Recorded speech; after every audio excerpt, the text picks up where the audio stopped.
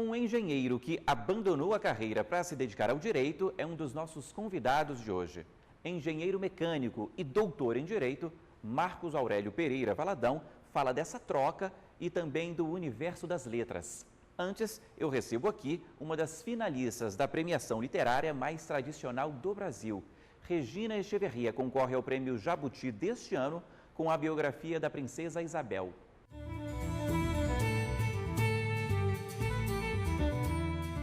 Jornalista e escritora, Regina dá detalhes do livro mais recente e conta curiosidades das outras 8 biografias que publicou. Regina, obrigado pela presença. Obrigado pelo convite, Paulo. A divulgação dos vencedores do Jabuti está próxima. Está confiante?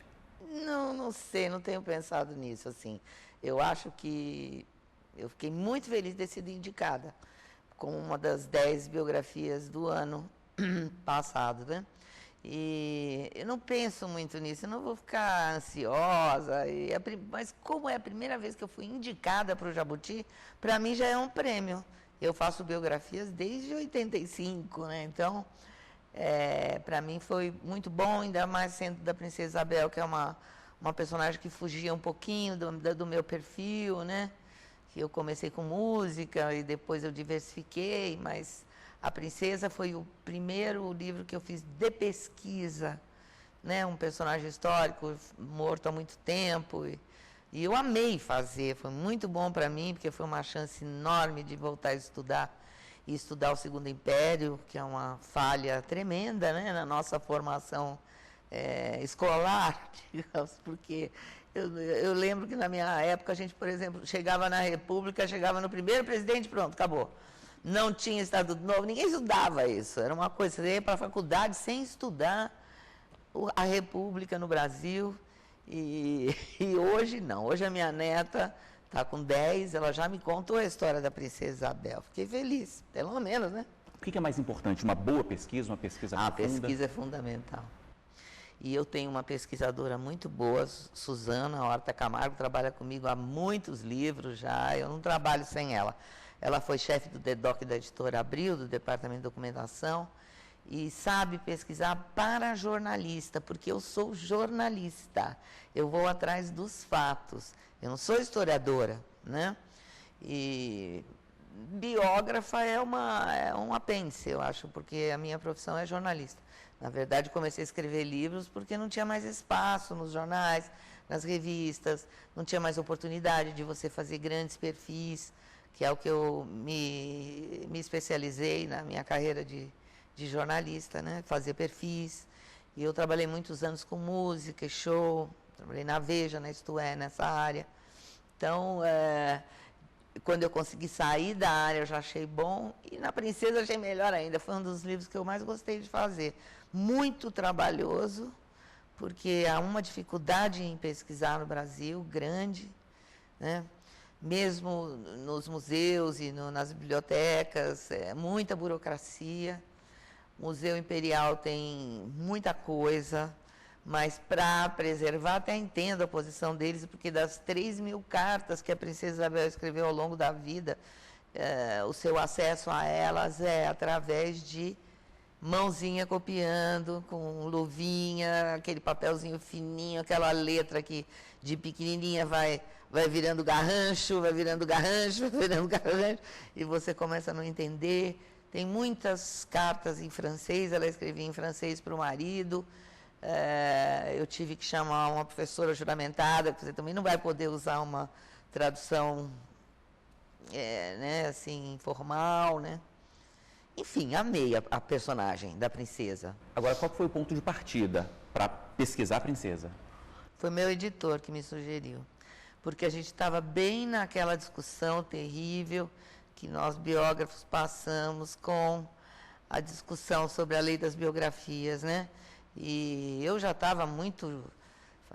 que eu não tinha personagem, eu falei, mas o que eu vou fazer? Eu não vou pedir autorização para ninguém, acho isso um absurdo, acho que isso fere a Constituição brasileira, pelo amor de Deus, né? Que a gente possa fazer o nosso trabalho com liberdade, é o mínimo. Existem punições para quem comete excessos e comete erros, já existia, já era previsto. Então, eu fiquei muito feliz porque a ministra Carmen Lúcia, sou muito agradecida a ela, você sabe que ela está conhecida no meio como ministra Carmen Lúcida. A palavra é liberdade e convivência para a libertação das pessoas e dos povos. Na ciranda de roda da minha infância, alguém ficava no centro gritando: cala a boca, já morreu, quem manda na minha boca sou eu. O tempo ensinou-me que era só uma musiquinha, mas não uma realidade.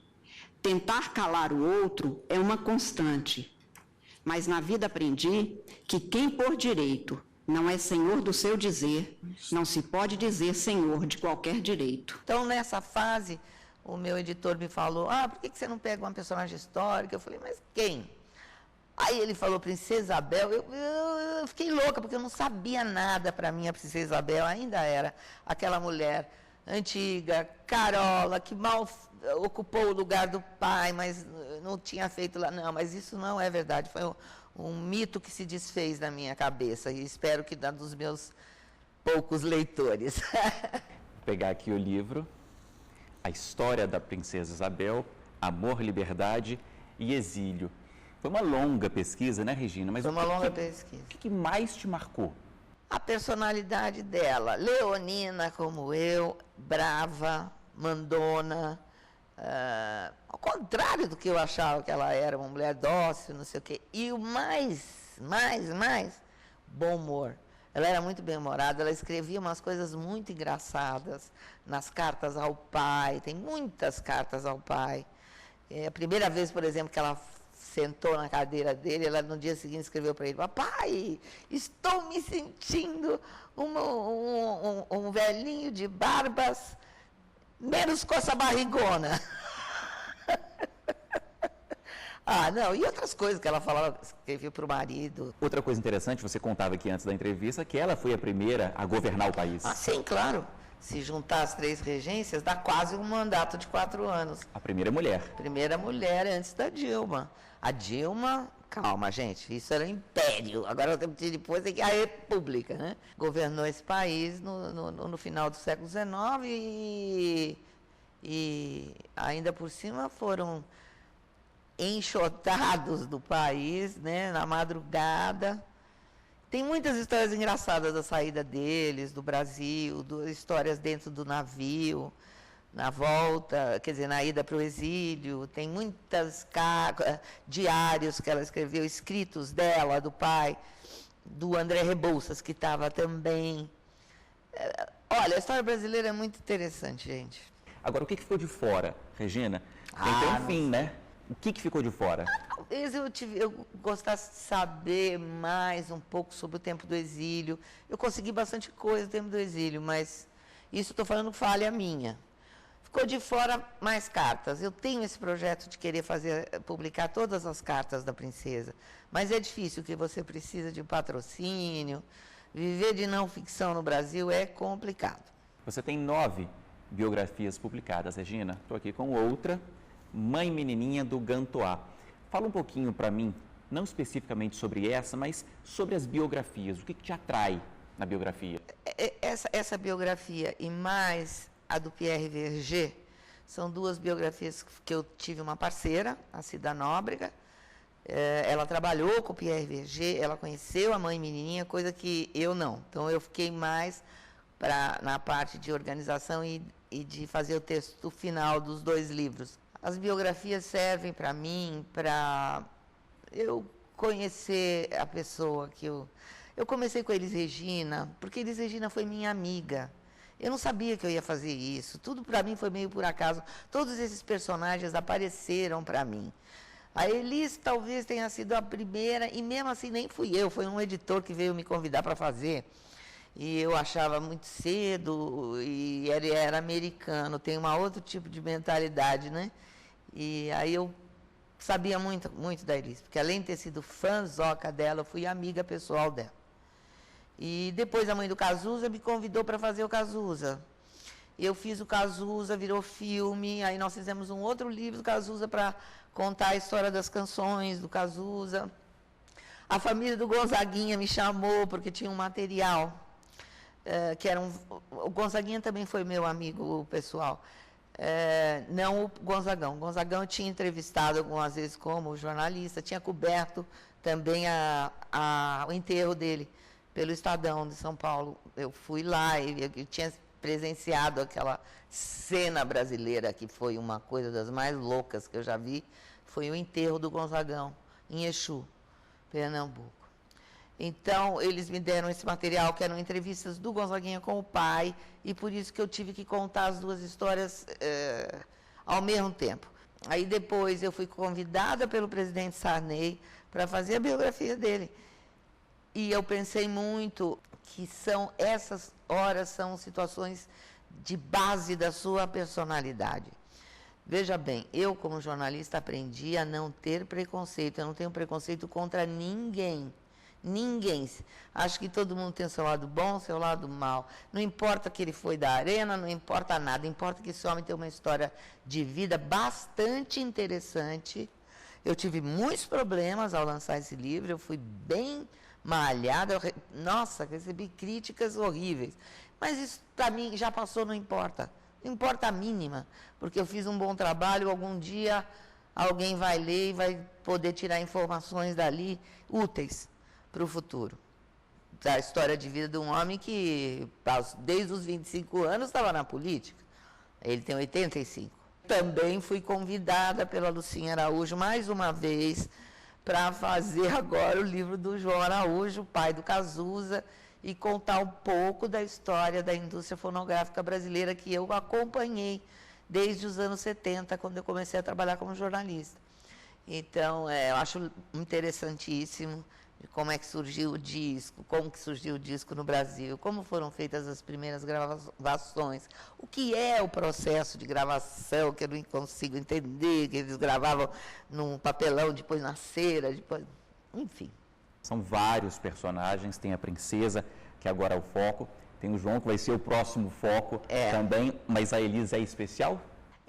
Primeiro que eu estreiei com isso, e depois porque eu gostava muito dela, eu conheci eles. É mais fácil para o biógrafo, quando ele conhece a pessoa, te ajuda. E quando não conhece, como era o meu caso, você tem que estudar muito mais, pesquisar muito mais, entrevistar muita gente. Eu já entrevistei mais de 60 pessoas para o João Araújo. E a Brasília é uma cidade que tem uma particularidade, que é a segunda vez que eu venho para cá, para organizar o livro antes de escrever. Eu fiz isso com a princesa e agora estou fazendo com o João Araújo. A princesa deu certinho. Deu. Agora vai dar certo também com o João. Tomara. Regina, é isso. Muito obrigado pelas suas histórias aqui, por compartilhar suas histórias aqui com a gente no Iluminuras. Foi um prazer. Prazer meu, viu? Muito obrigada pelo convite, Paulo. Prazer. Bom, e no próximo bloco, a gente retorna dessa vez com o professor Marcos Aurélio Pereira Valadão. É um minutinho só.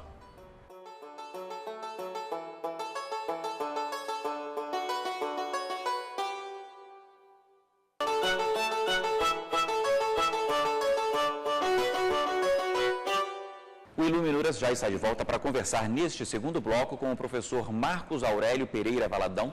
Está aqui comigo, professor. Obrigado pela presença. Um prazer. Eu queria começar perguntando sobre essa transição da engenharia lá atrás para o direito. Como é que foi? Bom, eu sempre gostei de pesquisar e de estudar coisas novas. A engenharia é um ramo que me permitia, à época, olhar para esse lado. Eu me formei em 82 na UNB, Engenharia Mecânica. Trabalhei um ano como engenheiro, mas a década de 80 foi uma década complicada. E aí eu fiz um concurso público para auditor de tributos estaduais. E essa área de atuação é muito ligada ao direito tributário.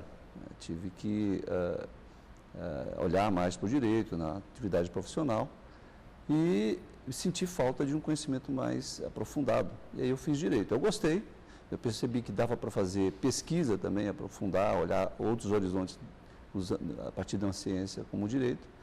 E depois eu fiz mestrado e doutorado todo na área de Direito e não voltei mais para Engenharia. Sei também que você sempre quis ser pesquisador.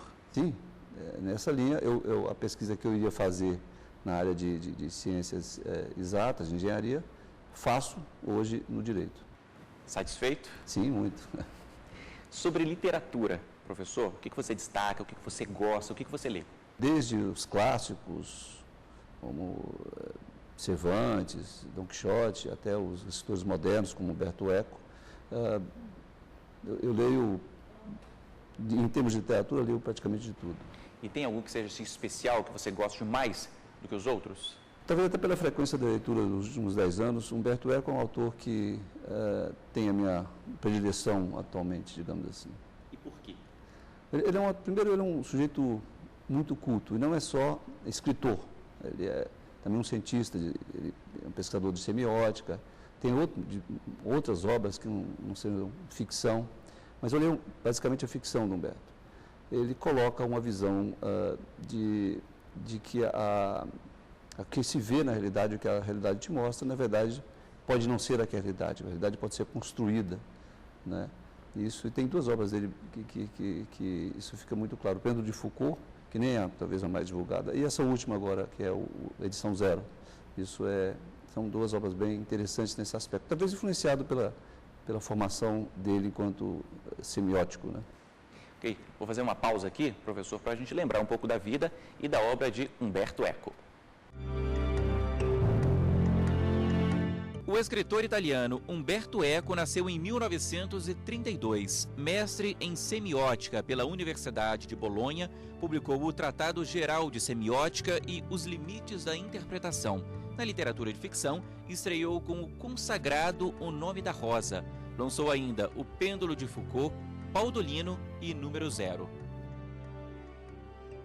Esse gosto pela leitura, professor, é influência de quem? Meu pai é advogado, né? Ele já é falecido, ele era advogado, advogou até o fim da vida, praticamente. E ele tinha uma biblioteca razoável, e aquele ambiente da biblioteca sempre me atraía, né? E pegava um livro aqui, outro ali. E eu aprendi a ler muito cedo, né? Uns 4 anos eu já li. Então, achei que aquele ambiente ali me estimulou a leitura. Meu pai estava sempre ali, trabalhando, lendo. E a partir daí, e talvez esse costume surgiu, né? Curioso que o seu pai era advogado, você foi para a engenharia e depois foi para o direito. Deus escreve o destino da gente de uma forma que a gente não prevê. Talvez eu tivesse feito direito desde o início, não sei. Sei também, professor, que você gosta bastante do Kafka, Franz Kafka, e curiosamente vários dos convidados que a gente recebe aqui também falam do Kafka. Por que ele é tão especial? O Kafka é um autor muito importante para o direito. Tem 2 obras dele contundentes na área do direito, que é O Processo e Na Colônia Penal. A Colônia Penal é uma obra bem pequena, uma novela, mas que mostra o mau uso que se pode fazer do direito, vamos dizer assim. O abuso do direito, como o direito serve para libertar e serve para oprimir. Em um processo isso fica claríssimo, né? Sim. A pessoa é acusada e não sabe por quê. De que está sendo acusada? Exato, passa o tempo todo num processo que não termina, com acusação que nunca acaba, né? Isso é o mau uso do direito, é uma crítica, né? Você também tem obras publicadas na área jurídica. Sobre o quê? Trabalho com direito constitucional tributário, direito internacional tributário, um viés muito forte nessas questões modernas aí de evasão tributária internacional, a contenção da evasão. Então, pesquiso muito essas questões. É uma literatura bem técnica, né? É um tema, às vezes, para quem não é do ramo, que não é da área, bem árido até. Mas cita um exemplo para a gente, nas suas pesquisas, nas suas publicações. Por exemplo, eu tenho publicado muito sobre uma questão que é relacionada a preços de transferência. O que é preço de transferência? Empresas multinacionais que são do mesmo grupo econômico, elas transacionam entre si. Como elas transacionam entre si, o preço que elas praticam nas suas transações não está ligada ao mercado. Então, elas colocam, na verdade, o lucro delas onde elas querem. Podem manipular essa alocação de lucros. Então, a tributação da renda da empresa fica distorcida. Então, você tem uma empresa no Brasil, tem uma sede em outro país, ela, ao importar os insumos, ela aumenta esse valor desses insumos, né? E ao exportar, ela diminui o valor da exportação. E aí o país que exporta os insumos para o Brasil fica com a maior parte do lucro. O país que exporta os produtos brasileiros com valor menor, aí coloca preço de mercado e transfere o lucro para lá. Então, é possível transferir os lucros para onde tem a tributação menor, provocando a chamada evasão tributária internacional. Isso está muito estudado ultimamente. Eu participo, inclusive, do subcomitê de preço de transferência da ONU, que trabalha esse problema. Os países menos desenvolvidos são muito afetados por isso, porque eles não têm metodologia para combater e é sempre que é praticada por grandes grupos econômicos. São um dos maiores problemas da tributação internacional hoje. Eu pesquiso e publico muito, tenho publicado na Índia, na Europa, no Brasil, sobre esse tema, que é um tema relevantíssimo na tributação moderna. E é um bom campo para pesquisar, professor? Sim, sim, porque há sempre novidade, né? O pesquisador olha as fronteiras, então é preciso investigar como o mercado, as taxas das empresas estão agindo, quais as metodologias que o Estado tem para acompanhar essa evolução, né, e manter uma tributação justa. No Brasil, a pesquisa é incentivada, o que falta e o que sobra aqui hoje, principalmente na sua área? Eu pesquiso na área do direito, né? Nós temos muitos cursos de pós-graduação, de mestrado, alguns pouco menos no nível de doutorado, mas há muita pesquisa no Brasil. Na área tributária menos, tem Brasília com foco, Belo Horizonte, São Paulo, Rio, alguma coisa no Rio Grande do Sul, mas a grande parte das nossas pesquisas no direito está relacionada a direito ambiental, a direitos humanos, né? O tributário tem um foco, embora tenha importância do ponto de vista da sociedade muito grande, por conta das receitas para manter o Estado, não há um nível, um volume de pesquisa tão grande assim. Como leitor e escritor, professor, como é que você relaciona o direito e a literatura hoje? Bom, a direito e a literatura sempre estiveram casados, né? Uma relação bem íntima, digamos assim. Há quem diga que o direito é literatura. Se você pega uma decisão de um juiz ou de um ministro, desembargador, sentenças bem feitas, né? Há quem veja aquilo como literatura. E o outro lado é usando a literatura para enxergar o direito. Você tem autores que usam o direito como pano de fundo. Isso é muito comum. Eu não estou falando de Kafka. Kafka ele faz isso, mas ele vai além disso. Escritores, por exemplo, como o americano John Grisham, a literatura dele é toda baseada no direito. O pano de fundo, às vezes até algumas questões mais críticas também ele coloca usando o direito. Mas esse entrelaçamento é bem mais do que isso, né? Por exemplo, a peça do Sófocles, Antígona, é utilizada, inclusive nos cursos de direito, como uma manifestação do diálogo ou do conflito entre o direito opositivo e o direito natural. O conflito que surge ali na história. Outros autores, a filosofia do direito, utilizam a literatura para aprofundar análises de filosofia do direito, como o clássico do Longfellow, que é o caso dos exploradores de caverna. Então, há diversos aspectos em que a literatura e o direito se entrelaçam, né? Há autores, inclusive, que chegam a pensar na construção do direito a partir da análise literária. Isso tem opositores que não concordam com essa abordagem. A literatura, ela pode utilizar o direito, ela pode ter uma interconexão do direito, mas ela não afeta o direito. Pode afetar, depende do nível. A obra de Kafka, por exemplo, influencia efetivamente a forma de pensar o direito, por exemplo. O direito tutelando a obra literária, né? Quando você olha as leis que disciplinam o direito autoral, por exemplo. Você tem um ramo do direito ali, um sub-ramo do direito que estuda, né, e tutela as questões da propriedade literária, até onde você pode utilizar ou defender a obra, o autor, e tudo isso também é uma relação do direito com a literatura, né? Para terminar, professor, você é professor do programa de mestrado da Universidade Católica aqui de Brasília. Que livro, que autor, seus alunos não podem deixar de ler? Especificamente no mestrado, onde a carga de leitura é bem mais pesada, mais densa, eu leciono 2 disciplinas, né? Tributação da renda transnacional, que enfoca aqueles temas que a gente acabou de especificar, e direito constitucional tributário. Essa disciplina tem diversos autores importantes, como Ávila, Humberto Ávila, o Carrasa, mas eles têm que ler a minha obra também. Eu tenho um livro publicado sobre esse tema, relacionando os tratados internacionais tributários à Constituição, os limites constitucionais da aplicação desses tratados, que é limitações do poder tributar e tratados internacionais. Esse ele tem que ler.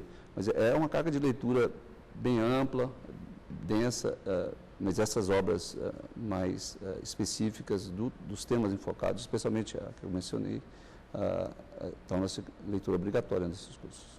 Ok. Professor, é isso. Muito obrigado pela sua participação aqui com a gente no Iluminuras. Eu que agradeço. Bom, e muito obrigado você que nos acompanhou aqui hoje. O Iluminuras termina neste momento, mas para rever este e outros programas, basta acessar tvjustiça.jus.br. Até a semana que vem. Tchau.